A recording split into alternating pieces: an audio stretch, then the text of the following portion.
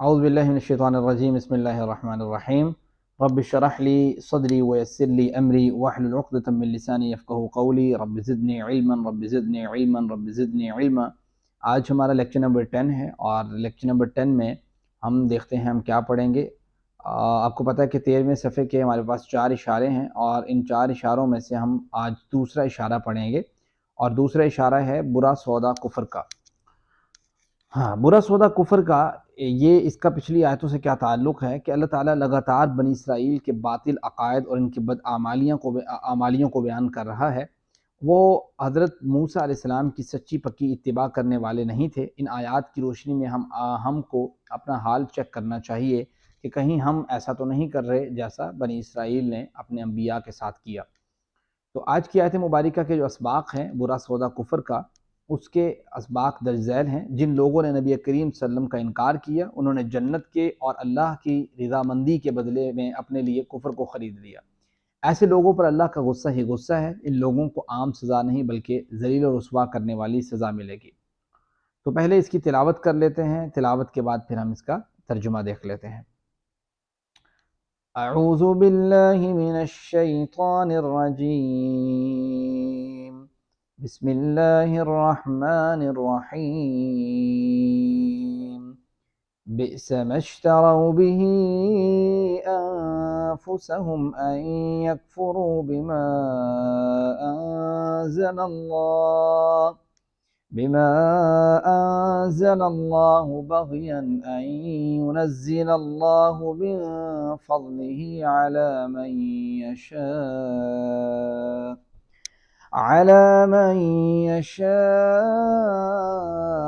من عباده۔ اب اس کا ذرا لفظی ترجمہ دیکھ لیتے ہیں۔ بئسا، بری ہے وہ چیز، اشتروا جو انہوں نے بیچ ڈالا، انہوں نے بھی اس کے بدلے، انفسہم اپنے آپ کو، ان یکفروا کہ وہ منکر ہوئے، انہوں نے انکار کیا، بما اس سے جو انزل اللہ نازل کیا اللہ تعالیٰ نے، بغین اس ضد کی وجہ سے، ان ینزل اللہ کہ نازل کرتا ہے اللہ تعالیٰ، من فضلہ اپنے فضل سے، علی من یشاء جس کے اوپر وہ چاہتا ہے، من عبادی اپنے بندوں میں سے۔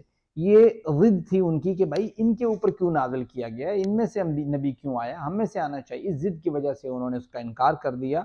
تو جن لوگوں نے کفر کیا، دراصل انہوں نے اپنے آپ کو بیچ دیا، انہوں نے جنت کے اور دنیا و آخرت میں رسول اللہ صلی اللہ علیہ وسلم کے ساتھ رہنے کے بدلے میں کفر کو خرید لیا۔ انہوں نے اپنے آپ کو کیوں بیچ ڈالا؟ کیونکہ ان کے دلوں میں کینہ، حسد، بغض اور سرکشی کے جذبات تھے۔ انہوں نے جناب محمد رسول اللہ صلی اللہ علیہ وسلم کا انکار صرف اس لیے کر دیا کہ آپ بنی اسرائیل میں سے نہیں تھے، گویا وہ چاہتے تھے کہ اللہ تعالیٰ ان سے پوچھ کر کسی کو اپنا نبی بنائے۔ دراصل اللہ کے احکام کی بجائے وہ اپنی خواہشات کی پیروی میں لگے رہے۔ اللہ تعالیٰ اپنے بندوں میں سے جس پر چاہتا ہے اپنا فضل نازل فرماتا ہے۔ اس بات کو یاد رکھیں کہ دنیا کے اندر کسی کو کوئی بھی عہدہ عطا کیے جائے، مل جائے، تو یہ نہیں کہنا چاہیے کہ اس کو کیوں ملا، اس کو کیوں نہیں ملا، اس کو کیوں نہیں ملا۔ یہ اللہ تعالیٰ کا فضل ہے، اللہ تعالیٰ بعض اوقات جسے چاہتا ہے دے دیتا ہے۔ اسی بات کے اوپر لڑائی جھگڑا کرنے کی بجائے جو ہے نا فوکس کیا جائے، پروڈکٹیو کاموں کی طرف دیکھا جائے کہ بھئی اس سے اب سلوشن کیا ہے، اب جو ہے نا وہ صحیح بات کیا ہے، اتباع کس کی کرنی ہے، کیسے کرنی ہے، تو یہ چیزیں فوکس کرنے والی ہیں۔ اس کے بعد آیت کا دوسرا حصہ ہے، اس کی بھی پہلے تلاوت کر لیتے ہیں اور اس کے بعد اس کا ترجمہ اور تفسیر دیکھ لیتے ہیں۔ فَبَاءُوا بِغَضَبٍ عَلَى غَضَبٍ وَلِلْكَافِرِينَ عَذَابٌ مُہِینٌ۔ سو وہ کمال آئے، بغضب علی غضب، غضب پر غضب، ٹھیک ہے، وللکافرین اور کافروں کے لیے عذاب عذاب ہے، مہین رسوا کرنے والا۔ ان کے کفر سرکشی کی وجہ سے عذاب مہین، اللہ تعالیٰ نے ان کو عام سزا نہیں دے گا بلکہ رسوا کن اور ذلت بھری سزا دے گا کہ ان کی سرکشی کو کچلے گا، اور یہ سزا صرف اور صرف ان کے کفر کی وجہ سے ہوگی۔ وللکافرین عذاب مہین۔ حدیث مبارکہ ترمذی میں 2510 نمبر پہ موجود ہے۔ جناب زبیر بن عوام رضی اللہ عنہ اس حدیث کے راوی ہیں، فرماتے ہیں نبی کریم صلی اللہ علیہ وسلم نے فرمایا، تمہارے اندر تم سے پہلی امتوں کا ایک مرض گھس آیا ہے، اور وہ حسد اور بغض کی بیماری ہے جو مونڈنے والی ہے۔ میں یہ نہیں کہتا کہ سر کے بال مونڈنے والی ہے، بلکہ میں یہ کہتا ہوں کہ دین مونڈنے والی ہے۔ قسم ہے اس ذات کی جس کے ہاتھ میں میری جان ہے، تم لوگ جنت میں نہیں داخل ہوگے جب تک کہ ایمان نہ لے آؤ، اور تم مومن نہیں ہو سکتے یہاں تک کہ آپس میں محبت نہ کرنے لگو۔ اور کیا میں تمہیں ایسی بات نہ بتا دوں جس سے تمہارے درمیان آپس میں محبت قائم ہو؟ تم آپس میں سلام کو پھیلاؤ، افشوا السلام بینکم، ٹھیک ہے۔ تو پتہ یہ لگتا ہے کہ اللہ کے رسول میں فرمایا کہ پہلی امتوں کا ایک مرض تھا اور وہ حسد بغض کی بیماری تھی، اور یہ حسد بغض جو ہے وہ انسان کو مونڈ دیتا ہے، اور فرمایا کہ میں مونڈنے سے مراد یہ نہیں لے رہا کہ آپ کے سر کے بالوں کو مونڈ دیتا ہے، بلکہ مونڈنے سے مراد یہ لے رہا ہوں کہ آپ کے دین کو مونڈ دیتا ہے، بات سمجھتے ہیں، آپ کے ایمان کو مونڈ دیتا ہے، آپ کے جو ہے نا وہ جو ہے نا ایسے سمجھے کہ نیکیوں کو ختم کر دیتا ہے، یہ اس طرح حسد بغض جو ہے، اس لیے اس سے پناہ مانگنی چاہیے، اور اس کو ختم کرنے کا ایک طریقہ یہ ہے افش السلام بینکم، آپس میں سلام کو عام کرو، جب ملو ملاقات کرو کسی سے سلام کرو، سلام کرو، اس سے اللہ تعالیٰ پیار محبت ڈال دیتا ہے ایک دوسرے کے دلوں میں۔ تو یہ ہے برا سودا کفر کا، اور یہ اس کا لفظی ترجمہ ہے۔ دعا کیجئے اللہ اس بات سے میری حفاظت فرما کہ میرے دل میں تیرے کسی بھی حکم کے بارے میں سرکشی کا جذبہ پیدا ہو۔ احتساب کیجئے کہیں ایسا کوئی معاملہ تو نہیں ہے، تو اگر ہے تو پھر پلان بنائیے کہ ہاؤ وی کین ریموو، کیسے ہم اس کو جو ہے نا وہ ریموو کر سکتے ہیں اپنی زندگیوں میں۔ میں ہمیشہ اللہ کی حکمت، اس کی قدرت، اس کے انعامات اور اس کی رسوا کرنے والی سزاؤں کو یاد رکھوں گا، خاص طور پر اس وقت جب میرے دل میں اللہ کے احکام کے خلاف کوئی وسوسہ آئے۔ پھر تبلیغ کیجئے، دوسرے لوگوں تک پیغام کو پہنچائیے۔ یہ آج کے سبق میں ذرا ہم اسماء کو دیکھ لیتے ہیں۔ جی ذرا آئیں اسماء کے اوپر جی۔ اسماء چونکہ ایزی ہیں، اس پہ میں ذرا فوکس زیادہ نہیں کر رہا، اور اس میں ہم نے تو دو چیزیں پڑھی تھی نارملی کہ لفظ الف لام شروع میں آ جائے یا اینڈ میں تنوین آ جائے، پہلے ہم اس کو دیکھ لیتے ہیں۔ یعنی الف لام کے معاملے میں ہم دیکھتے ہیں پہلے، سب سے پہلے آپ کو پتہ ہے کہ لفظ اللہ آ رہا ہے، اس کے بعد بغین آخر میں تنوین آ رہی ہے، پھر لفظ اللہ آ رہا ہے، پھر اس کے بعد جو ہے وہ آپ دیکھتے ہیں تو غضبن، علی غضبن، یہ دو لفظ غضب آ رہے ہیں، عذابن، مہینن، یہ سارے اسم ہیں، ٹھیک ہو گیا۔ پھر ذرا آ جاتے ہیں کہ کسی چیز کا نام ہے یا کسی پرسن کے بارے میں، جیسے انفس ہے، نفس کی جمع ہے، تو یہ ہم نے پڑھا ہے۔ تو اسی طریقے سے آگے بھی جو ہے نا وہ فضل ہے، یہ بھی جو ہے نا وہ اسم ہے، تو ان چیزوں کو ذرا آپ ذہن میں رکھیں، ٹھیک ہے۔ نفس کی جمع انفس ہو گئی، اور اس کے بعد فضل کی جمع افضال ہو گئی، تو یہ اس کے اسم ہو گئے۔ علم دہرائیے اس کو ذرا، اور اب افعال کی طرف آتے ہیں، 3 حروف والے صحت مند افعال جو فتح، نصر، ضرب، سمع کے وزن پہ ہوں۔ جی کون بتائے گا جی؟ جی ہما ندیم، کون سا آپ کو فعل نظر آ رہا ہے اس میں 3 حروف والا؟ سر یکفرو، کفرا زبردست، یکفرو، کس کے وزن پہ ہے؟ سر نصر ینصرو۔ بہت زبردست جی، اور کوئی؟ جی روبینہ، سر عباد بھی ہو سکتا ہے، کون سا؟ عبادہ، عبادی ہی ہاں سر بجزات، دیکھیں ہو سکتا ہے، یہ اس میں کوئی شک کی بات نہیں، ہو سکتا ہے۔ ویسے چونکہ عبادہ سے اگر آپ لیں گے، عبادہ یا عبدو تو ہوگا، اچھا پوائنٹ آپ کا، لیکن انہوں نے اس کو کاؤنٹ نہیں کیا۔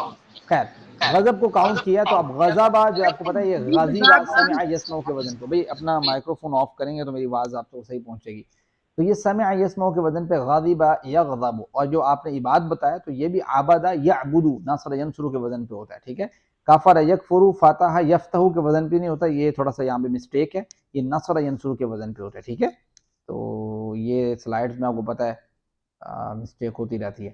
جی 3 حروف والے کمزور افعال کو ذرا ہم دیکھتے ہیں کہ 3 حروف والے کمزور افعال کون سے ہیں جو وہب، وعد، قال، کان، امر، ظن کے وزن کے اوپر ہوں۔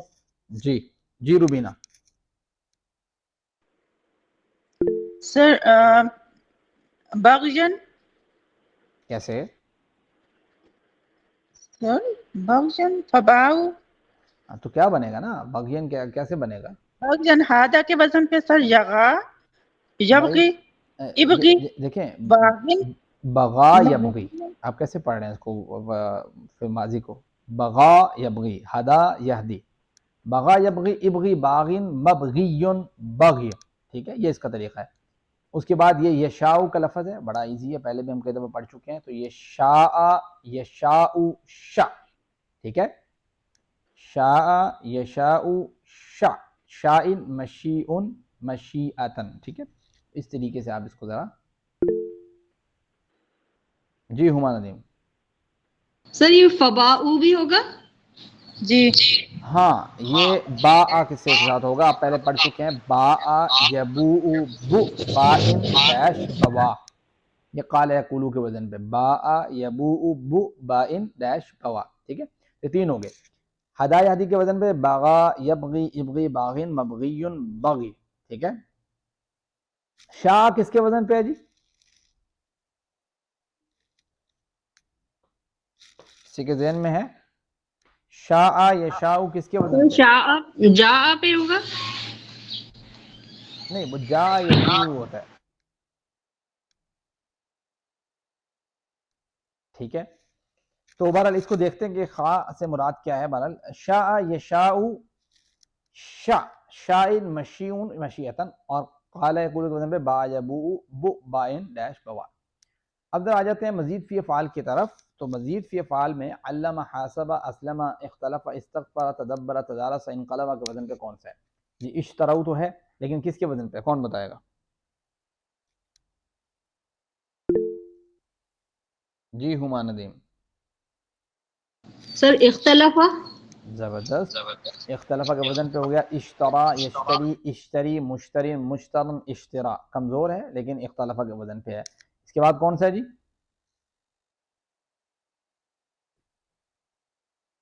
जी जी रुबीना। युनज़्ज़िला। हाँ, अनज़ला भी तो है ना पीछे, अस्लमा के वजन पे। अनज़ला युनज़िलु, अनज़िल मुनज़िल मुनज़र इंज़ाल, ठीक है। फिर युनज़्ज़िल है, युनज़्ज़िल जो है किसके वजन पे, कौन बताएगा? जी रुबीना बताएंगी।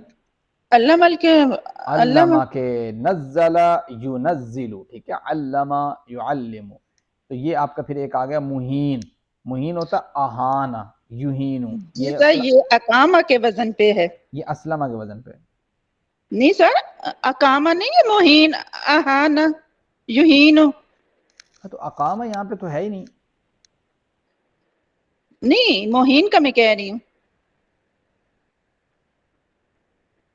नहीं, ये कमजोर कमजोर है, तो ये असल में असलमा के वजन पे ही है। असलमा, लाम के ऊपर जो जबर आ रही थी, यहाँ पे चूंकि अलिफ वाव या आ गया है, तो ये असलमा के वजन पे, अकामा के वजन पे तो नहीं है।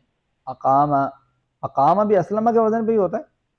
अकामा सर, ये तो अकामा के वजन पे मुझे लग रहा है। हाँ, तो अकामा युकीमु, ये भी असलमा युस्लिमु के वजन पे होता है। असल में तो ये सांचा है ना हमारे पास, अल्लमा हासब असलमा इख्तलफा इस्तगफर तदब्बर तदारसा इनक़लबा, जो याद करना है। तो अकामा युकीमु भी असलमा युस्लिमु के वजन पे होता है। जी सर, जी सर। हाँ, तो इसी तरीके से अहाना युहीन, अहिन मुहीन मुहान इहाना, ये भी असलमा युस्लिमु के वजन पे है। तो ये तो कि कमजोर है थोड़ा, जैसे इश्तरा कमजोर है, इख्तलाफा के वजन पे है, इसी तरीके से थोड़ा कमजोर है, इसलिए इसके थोड़ा सी चेंजिंग तो आएगी। खैर, इस सबक में हम जमा तकसीर को देखेंगे, जैसे कि आपने पिछले लास्ट लेक्चर में जमा तकसीर को देखा था, इसमें थोड़ा सा और डिटेल के साथ है। पिछले सबक में हमने सीखा था सिफ्त तफज़ील मुबालगा, इससे पिछला जो 9वां सबक था ना, सिफ्त तफज़ील और मुबालगा। वो कह रही थी रुबीना कि इसको ज़रा दोहरा दीजिएगा कि सिफ्त तफज़ील और मुबालगा में क्या फ़र्क है। तो इस बात को समझें कि इसम फ़ाइल एक होता है ना, इसम फ़ाइल, जिसको हम कहते हैं काम करने वाला, ये है इसम फ़ाइल। तो इसम फ़ाइल जब किसी शख्स के बारे में बोला जाता है, तो मुमकिन होता है कि उसने वो काम एक दफ़ा किया हो, 2 दफ़ा किया हो, कभी कभार करता हो, तो उस वक्त उसके लिए इसम फ़ाइल बोला जाता हो, ठीक है। लेकिन अगर वो जो काम कर रहा है, वो काम वो रोजाना करता है, या वो काम उसकी उसकी सिर्फ उसकी जबिलत के अंदर शामिल है, या वो उस काम में बड़ा इंटरेस्ट है, वो उसके अंदर क्वालिटी पाई जाती है, बात समझते हैं, तो वो क्या, वो उसकी सिफ्त बन जाती है। तो सिफ्त का जो वजन होता है वो आलिम इस वजन पे नहीं आता, वो आता है अलीम, ठीक है, ठीक है, वो आता है फ़ईल के वजन पे। तो ये सिफ्त का सांचा है। इस तरीके से अगर वो सिफ्त दूसरे किसी शख्स के साथ कंपैरेटिव के तौर पे बयान की जाए और कहा जाए कि ये चीज हामिद में फहद से ज्यादा है, तो ये तफजील की कैटेगरी आ जाती है। तो इसमें जरा जो है वो सांचा है वो थोड़ा अलग हो जाता है। इसी तरीके से जिस चीज को आप कंपेयर कर रहे हैं किसी के साथ, वो सिफ्त बहुत ज्यादा ही पाई जाए, यानी बहुत ज्यादा डिफरेंस आ जाए ना दो लोगों में, एक तो है कि 19-20 फर्क, 18-20 फर्क, ठीक है, 15-20 फर्क, एक है बहुत ज्यादा फर्क, बात समझते हैं।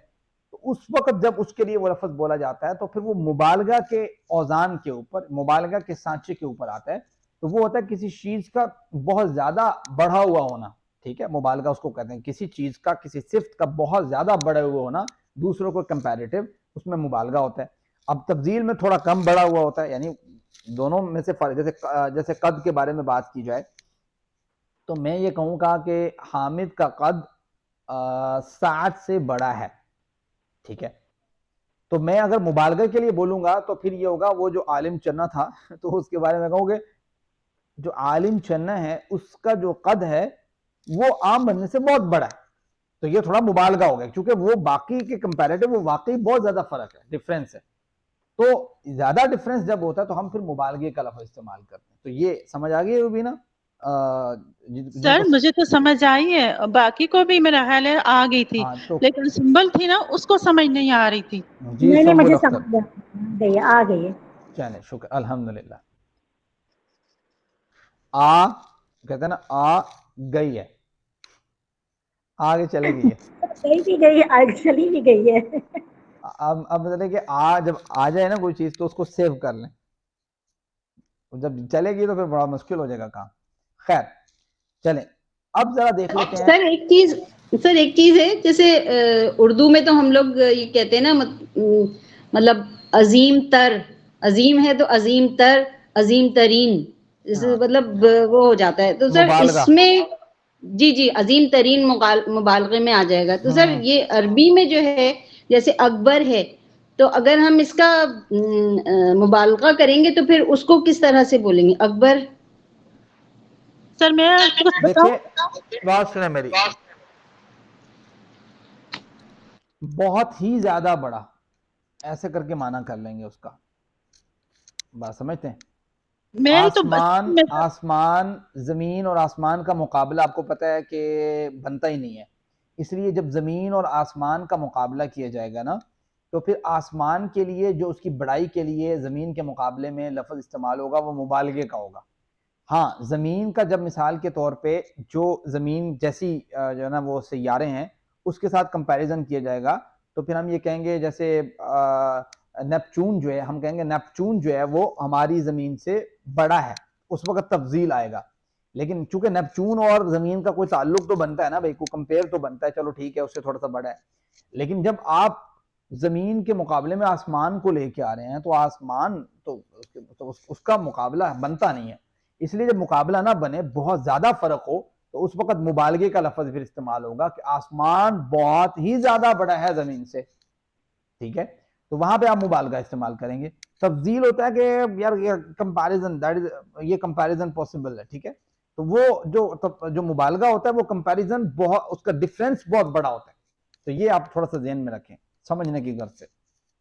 نہیں سر، میں اس کا مطلب اکبر جو ہے وہ تفضیل ہے، تو اس کا مبالغہ میں اس کا کیا ہوگا؟ اکبر، بھائی کبار اکبر کو بن کیا جاتا کہیں ہے، گے؟ کبار بن جاتا ہے.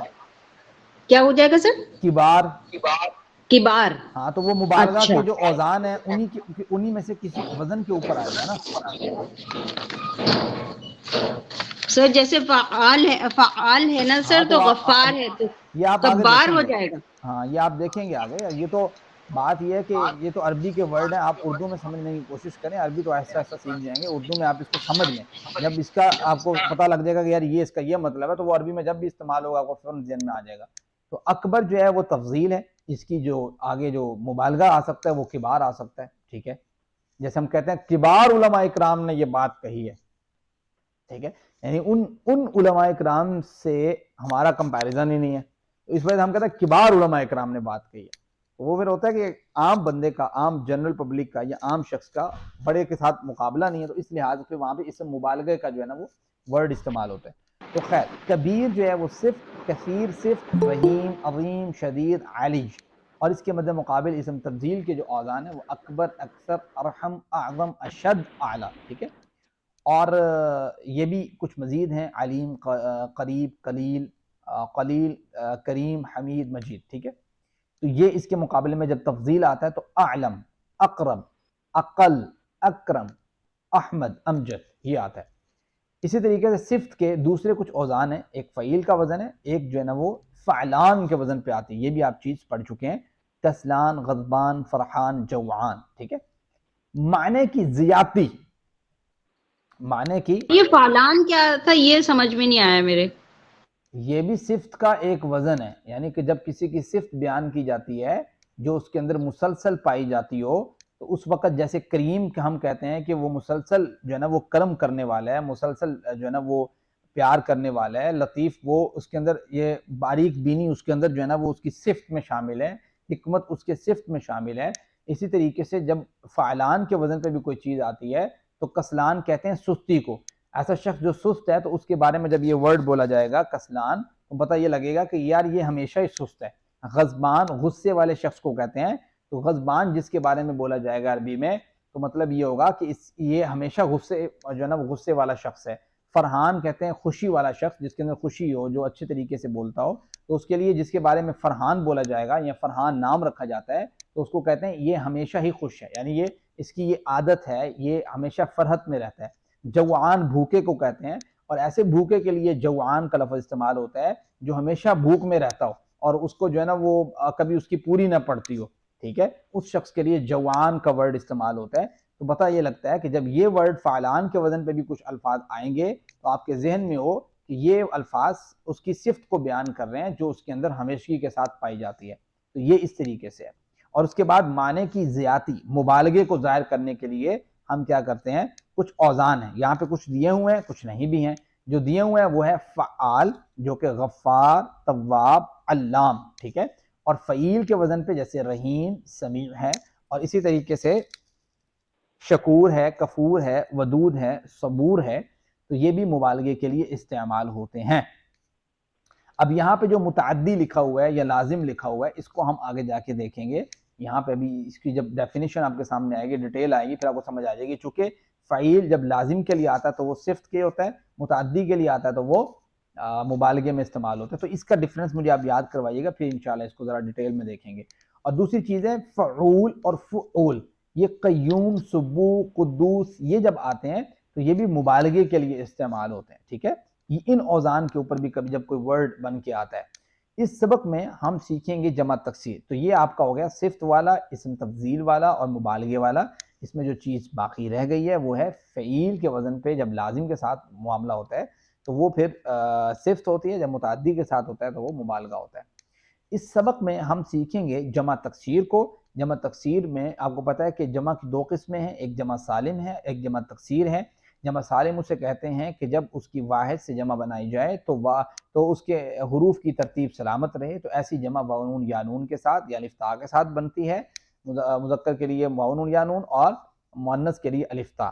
اور جو ٹوٹی ہوئی جمع ہوتی ہے یہ کیا ہوتی ہے کہ اس میں جب واحد سے جمع بنائی جاتی ہے تو اس کی جو حروف کی ترتیب ہے وہ سلامت نہیں رہتی، تو یہ آپ پہلے پڑھ چکے ہیں، جیسے مین سے مین، ٹوتھ سے ٹیتھ، ماؤس سے مائس، ٹھیک ہے۔